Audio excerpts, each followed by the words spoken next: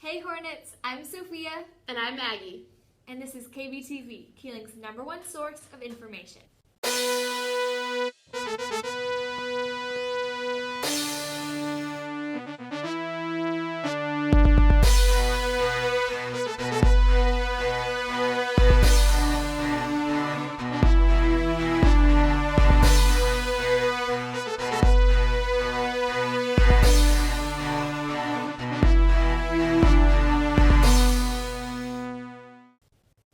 Here's the buzz for this week.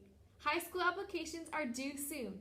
Our reporters have a feature. Students at Keeling are setting themselves up for a successful future, and it all starts with one thing: a high school application. The process of perfecting your application takes hard work, motivation, and persistence. Many students aren't aware of a few key steps to this procedure. Luckily, we can turn to our counselors. So one of the common questions that I've received about application processes is how do you get STAR scores and your grades from 7th grade and for 8th grade? And the way that you do that is you have to speak to Ms. Rivera, who's the school registrar. You can sign up to get copies from her, or you can also email her and she can send you copies. I think one of the concerns is how do you ask somebody to maybe review your essays, or what to really do with structuring essays. And one of my recommendations for that is start early on the essays, write a draft, edit it, come back to it, and then also get maybe a parent to review it, and then try to get someone who's not related to you at all to look at it so they can be a little bit more objective with their feedback. Remember that all of our high schools in AISD are good high schools no matter what you hear. So if you do end up going to your zoned high school, it's not the end of the world. They're going to have good programs that will meet your needs. And if they don't, you can always try to apply or transfer to a high school next year. Counselors aren't the only ones who can give us insight about the process. Flossa's sophomore shares her experience with KBTV. I only applied to LASA. I felt that the application process went by fairly quickly. I thought it was difficult, it's challenging to come up with some answers to some, problems. When I found out that I got into LASA, I felt really relieved. Yeah, all my friends had gotten their letters like 3 weeks before, and I was really nervous. So yeah, just overwhelming happiness. I mean, my dream was always to go to LASA, so I felt really lucky. The high school decision is one that impacts our future, and fortunately, Keeling students are well prepared. Good luck, 8th graders. This has been Sadie Schriftman reporting for KBTV. Last weekend, Keeling students participated in a MLK Day of Service. KBTV reporters have an MLK rap. This past Saturday, Keeling students participated in a day of service to honor the life and work of Dr. Martin Luther King Jr. By giving back to our community, students honor Dr. King's work through their own service. Probably clean, because looks can be deceiving at the same time. You roll through here one day and be like, man, it's a messed up neighborhood, but then you come back the next day and it's clean, and it's there's no difference. From noon to 4, our students, future students, volunteers, and siblings came together for music, pizza, and a neighborhood cleanup.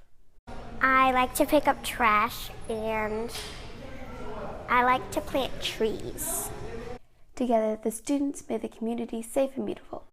We all know that when our favorite books gets turned into a movie, it's not always the same. Here's our special feature on books versus movies. We've all seen movies adapted from books, and while often memorable in the minds of the book fans, some were total flops.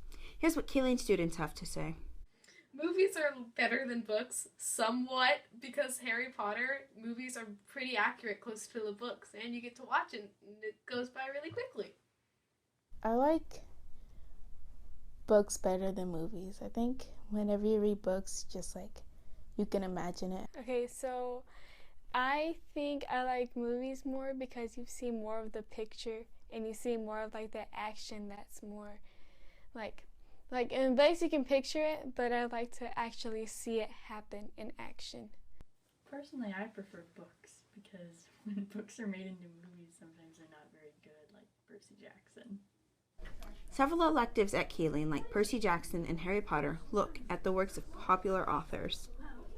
In my Percy Jackson class in particular, the students are very opinionated about the movies. They are such big fans of the books that they were really disappointed with the movie adaptations. So we did 2 different projects where one time we watched the movie and we had like a whole film, like movie premiere kind of event, and then they were like critics, and they actually adopted like a film critic persona. And then we also did another one where they had to rewrite scenes from the movie to show how they would have done it better. Whether good or bad, people always have an opinion. Fortunately, book or movie, there's always something for everyone. That was so interesting. Now for some sports news with Sophia.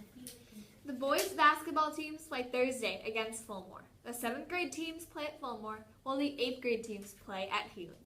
KBTV reporters investigate boys basketball here at Healing. Sometimes we forget that each of us come from a different place. In James Ashimwe's case, his place is much further than the other side of Austin. James's journey began in Rwanda, a small country in Africa. I became here in like 2012. I got 3 brothers. One of them is Eric, Mahia, Murenzi, and my 2 sisters, Wamrange and Mami. School life in Africa was much different. When he came to America, his transition was not always easy, but new friends helped in one way in particular, teaching James how to play basketball. Basketball helped ease the transition James faced in his new environment in East Austin. As I came here when I was like young, I speak 2 languages. First language is Rwanda, the second one is English. Now, James regularly works on his game with the same friends that introduced it to him years ago.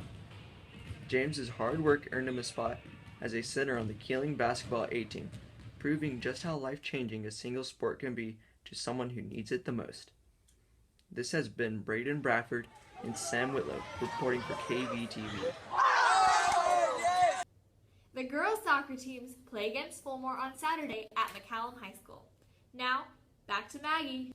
Now, for this week's birthday spotlight. Happy birthday to Miss McDonald, an amazing science teacher, and Miss Gibbon, our wonderful 7th grade AP. Thanks for watching, Hornets. I'm Sophia. And I'm Maggie. Reporting from the Hornets' Nest. And we're the Hornets' best. We'll see you next week.